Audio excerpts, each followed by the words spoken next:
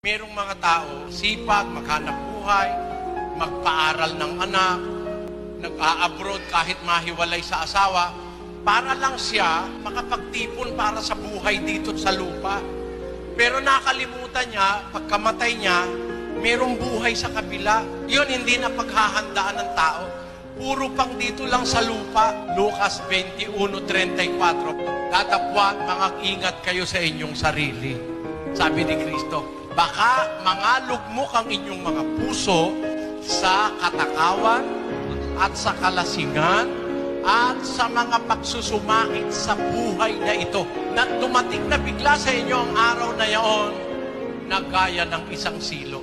Kaya lang makikilala, aalalahanin ng Diyos pag may sakit na, hindi na makahinga, pag may pera, walang problema, anong mananalangin sa Diyos? Hindi, pupunta sa sine, pupunta sa beach, mamimili sa supermarket. Yun ang gusto ng tao. Pero yung para sa Diyos, lagi na lang huli. Alam nyo, kung kayo lang nag-aaral ng Biblia, dapat una nga ang Diyos eh. Iibigin mo ang Diyos ng una sa lahat.